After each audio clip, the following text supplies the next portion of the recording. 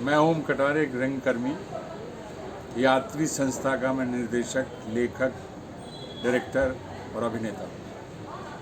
तो ओम जी ये बताइए कि आप यात्री थिएटर कैसे स्टार्ट किए? दरअसल जब मैं फिल्मालय में ट्रेनिंग कर रहा था, उस वक्त वहाँ के जो प्रोफेसर थे उनके नाटकों में काम करता था। फिर मेरी ट्रेनिंग ख़त्म हो गई तो हम लोगों ने, सब दोस्तों ने कहा कि भाई थिएटर तो करना ही चाहिए। तो कोई इनिशिएटिव लेने को तैयार नहीं था। सो एक दो दोस्तों ने बोला तुम शुरू करो, हम लोग तुम्हारे साथ काम करेंगे। उसी दौरान किसी ने मुझे पृथ्वी थिएटर के बारे में बताया, तो हम पृथ्वी थिएटर विज़िट करने आए। फिर मैंने एक नाटक यहाँ देखा। पहला नाटक था वो सुलभा देशपांडे, अरविंद देशपांडे और नितिन सेठी का व्यक्तिगत, और उसने पूरा मेरा परसेप्शन चेंज कर दिया। और फिर मुझे लगा कि नहीं, थिएटर करना चाहिए। और इस तरह सब दोस्तों ने मिलके यात्री नाम सजेस्ट किया और फिर बस यात्री एक संस्था बन गई। अपने शुरुआत के दिन के बारे में बताइए, शुरुआत के दिनों के बारे में।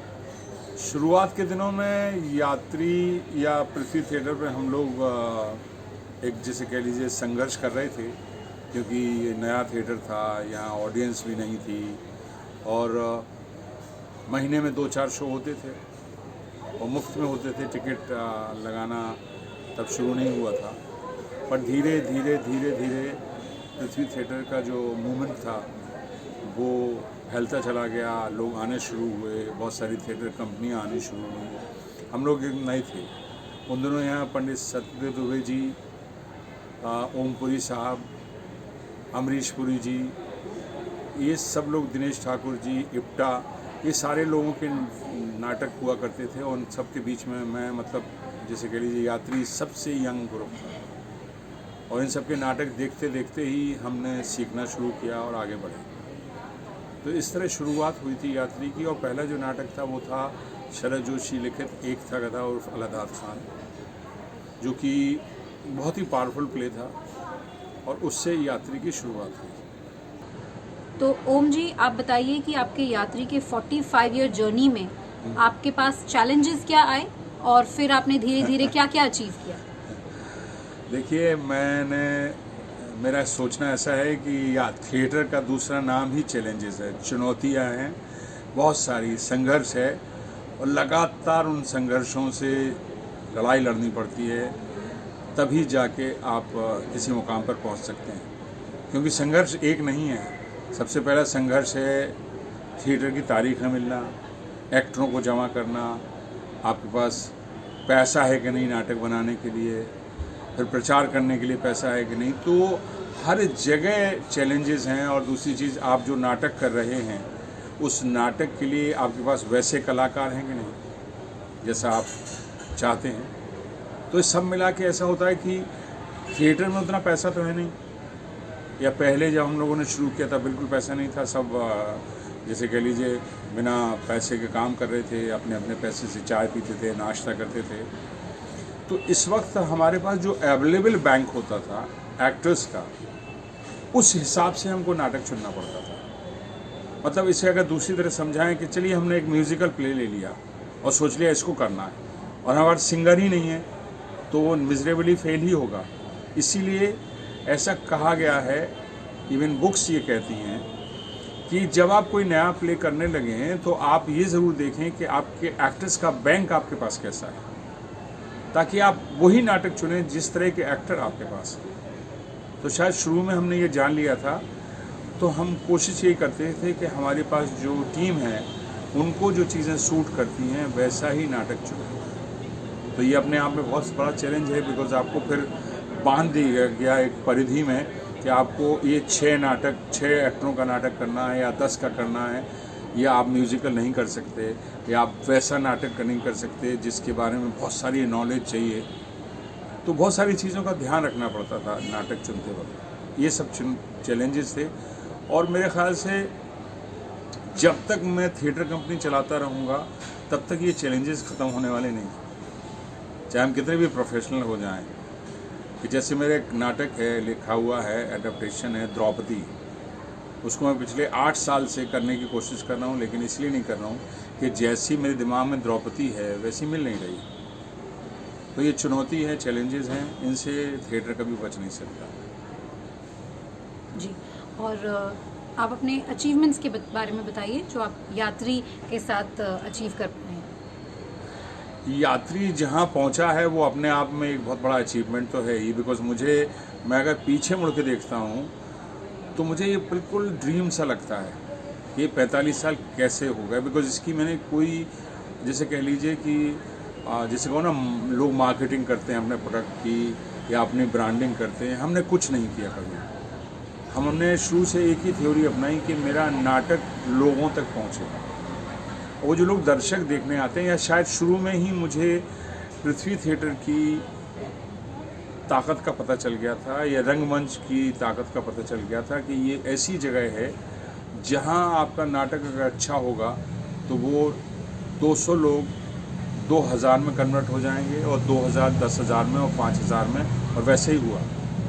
हमें थिएटर के अंदर काम करते करते हम कब लोगों के बीच में पॉपुलर हो गए, मशहूर हो गए, यात्री का पॉपुलर हो गया, हमको पता नहीं चला। सो ये जैसे कह लीजिए कि ये इसको अचीवमेंट कह लीजिए कि इतने सारे सालों के बाद भी हम लोग उसी शिद्दत से काम कर रहे हैं और आगे भी करते रहेंगे। अभी हम लोग का 45वां साल है और एक साथ हमारे करीब करीब 16 से 18 शो हैं, 4 थिएटर में, बल्कि 5 थिएटर में, पृथ्वी हाउस में भी हम शो कर रहे हैं। लेकिन हड़बड़ाहट नहीं है, व्यवस्थित है सब कुछ, सारे लोग काम कर रहे हैं। हमारे पास जो टीम है इस वक्त, चाहे वो टेक्नीशियंस की हो, बैक स्टेज की हो, या एक्टर्स की हो, वो इतने इन्वॉल्वमेंट के साथ फेस्टिवल करते हैं और वो 2-3 महीने पहले से उनकी एनर्जी दिखने लगती है कि वो फेस्टिवल को बहुत अच्छे से करना चाहते हैं। तो मुझे लगता है कि ये सारी चीज़ें अचीवमेंट ही हैं कि 50 लोगों की टीम इतने बड़े फेस्टिवल में काम कर रही है और हम लोग ज़रा भी परेशान नहीं। तो आपने जिन प्लेज में एक्टिंग की है, डायरेक्शन की है, उनमें से आपके लिए सबसे स्पेशल कौन सा है और क्यों? देखिए, स्पेशल प्ले, सबसे ज़्यादा स्पेशल प्ले तो हम कहेंगे एक था गदा ही है, क्योंकि पहला प्ले था जिसमें कह लीजिए कि जिसने इतनी सारी चीज़ें सिखाई हमें। उसके डायरेक्टर थे अखिल मिश्रा जी, जो अब नहीं रहे। इतनी सारी चीज़ें उन्होंने सिखाई, और वो जो जैसे कह लीजिए बेस था हमारा, वही आज दूसरे नाटकों में काम आता है। उसके बाद दूसरा जो प्ले था बहुत ही स्पेशल था, वो था जंगली कबूतर।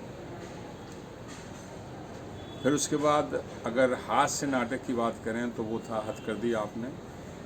और जो सबसे ज़्यादा दिल के करीब मेरे या मेरे यात्री थिएटर ग्रुप के या हमारे टेक्नीशियंस के या किसी के भी करीब है, वो है कालचक्र। कालचक्र वैसा प्ले है कि जिसको करने के लिए हमारे कलाकार, मतलब जैसे कह लीजिए, इतने लालायत रहते हैं, और उसमें अगर कोई एक्टर कभी बदलता है तो उस रोल को करने के लिए इतने सारे कलाकार तैयार रहते हैं।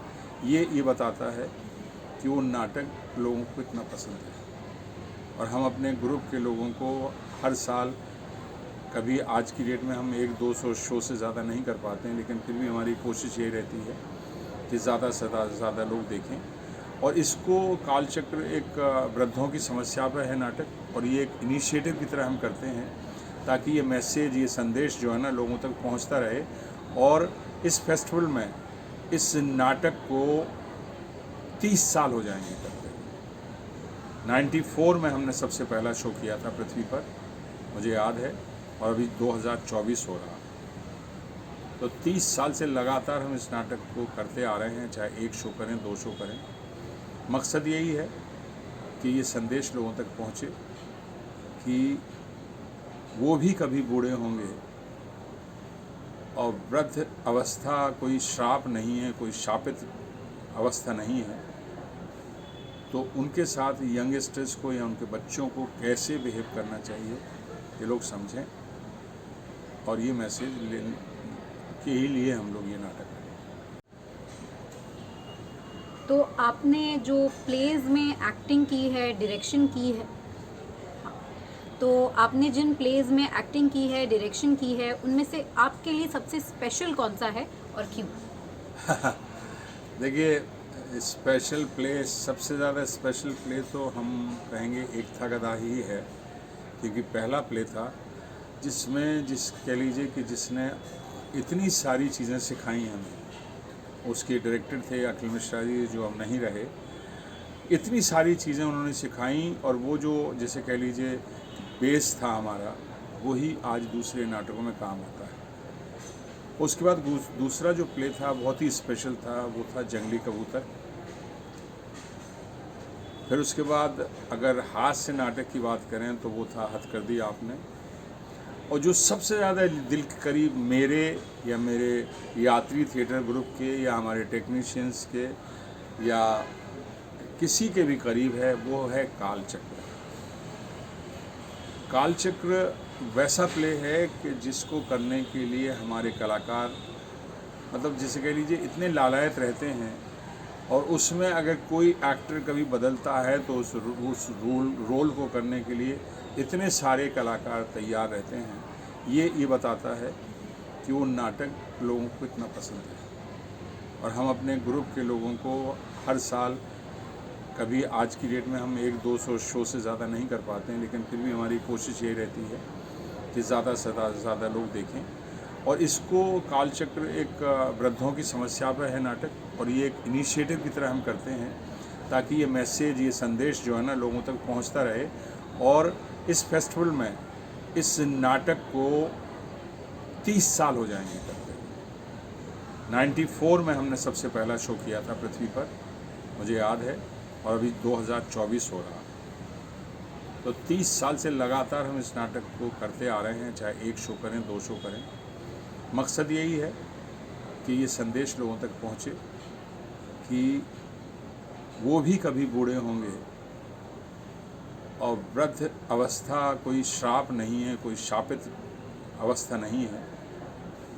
तो उनके साथ यंगस्टर्स को या उनके बच्चों को कैसे बिहेव करना चाहिए, ये लोग समझें। और ये मैसेज लेने के ही लिए हम लोग ये नाटक कट। तो ओम जी, आपने पैंडेमिक से पहले भी ऑडियंसेस देखी हैं, जी, जी। और ऑडियंसेस पैंडेमिक के बाद भी देखी हैं। दोनों समय काल में आपको क्या अंतर लगा? देखिए, ये जो समय था बहुत ही ख़राब था, सबके लिए ख़राब था। और उस वक्त सब लोग, जो लोग भी, जैसे कह लीजिए कि एक तो सबसे बड़ी टेंशन ये थी कि किसी को कोरोना ना हो जाए। दूसरी चीज़ ये थी कि बहुत सारे लोगों की नौकरियां छूट गई थी। हम लोग खुद बहुत सारे, जहां हमारा 2019 में हमारे शो का एवरेज उस साल करीब 100 का था, वो घट के ऑलमोस्ट 0 हो गया था। कोई दूसरा सोर्स नहीं था, मैं कुछ और करता नहीं था, तो हर आदमी इफ़ेक्टेड था। फिर भी हमारा फेस्टिवल किसी भी तरह होता रहा, बिकॉज उस दौरान शायद लॉकडाउन खुल जाता था। 50% ऑडियंस के साथ हमने फेस्टिवल किया, बट एक एक्टिविटी की तरह कर रहे थे हम लोग। उससे कुछ हम आर्थिक गेन की आशा नहीं कर रहे थे, क्योंकि सारी दुनिया ही हिली हुई थी। तो जैसे जैसे धीरे धीरे पैंडेमिक ख़त्म हुआ, नॉर्मल होने लगी सिचुएशंस, वैसे वैसे दर्शक बढ़ते तो चले गए। लेकिन जैसा पहले हमने बताया था कि ये चुनौतियां हैं, इनसे आप उभर नहीं सकते। आज कंपटीशन ये है कि थिएटर के साथ सीधा सीधा संबंध, या कंपटीशन फिल्मों का है, OTT का है, सीरियल का है। और हमारे यहाँ थिएटर देखने की वो परंपरा नहीं है जो मराठी गुजराती में है। इसीलिए दर्शकों को बटोरना भी अपने आप में बहुत बड़ी चुनौती है। लेकिन पैंडेमिक के ख़त्म होने के बाद ये ज़रूर है कि सहज तो हुए हैं लोग, लेकिन मुझे नहीं लगता कि दिमाग से वो डर अभी निकला है पूरी तरह से।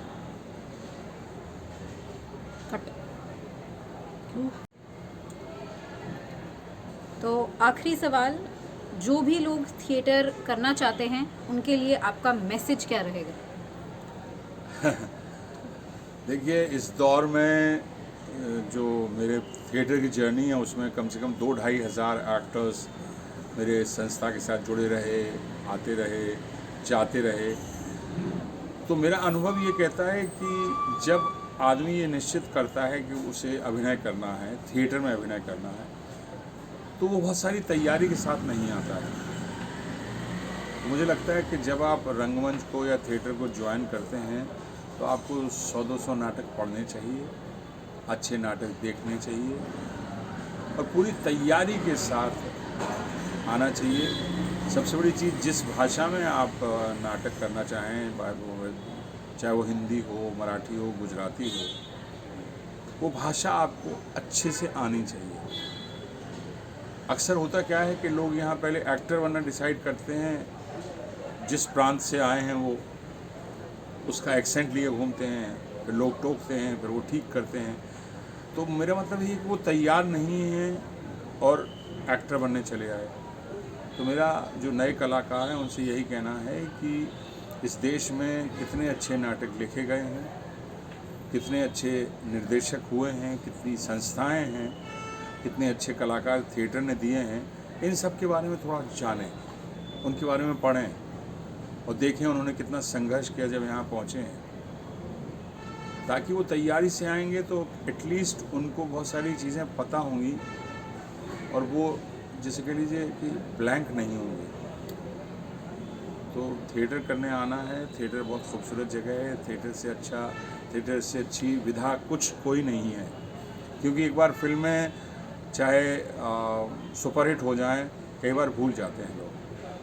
लेकिन मुझे अभी भी ऐसे दर्शक मिलते हैं जो कहते हैं आपका आज से 30 साल पहले एक था गधा देखा था, अभी याद है, वो कब कर रहे हो?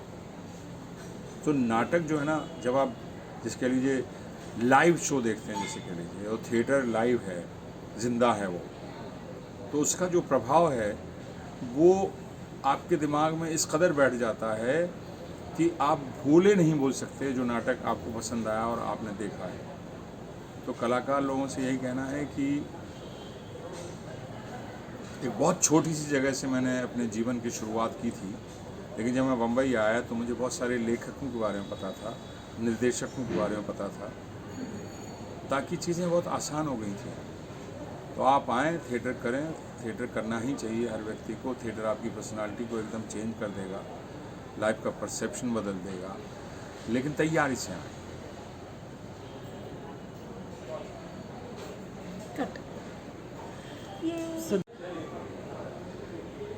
दोस्तों, ये 45वें साल में हम एक रंगोत्सव कर रहे हैं जिसके संयोजक हैं आर्टो रियल और हमारे मीडिया पार्टनर हैं मुंबई थिएटर गाइड। ये फेस्टिवल पृथ्वी थिएटर पर हो रहा है 6 दिन, जिसके बाद 2 दिन वेदा कुंबा थिएटर में हो रहा है, 1 दिन एक्सपेरिमेंटल थिएटर में हो रहा है और 1 दिन मीरा रोड पर एक बहुत खूबसूरत थिएटर बना है, लता मंगेशकर थिएटर, वहाँ हो रहा है।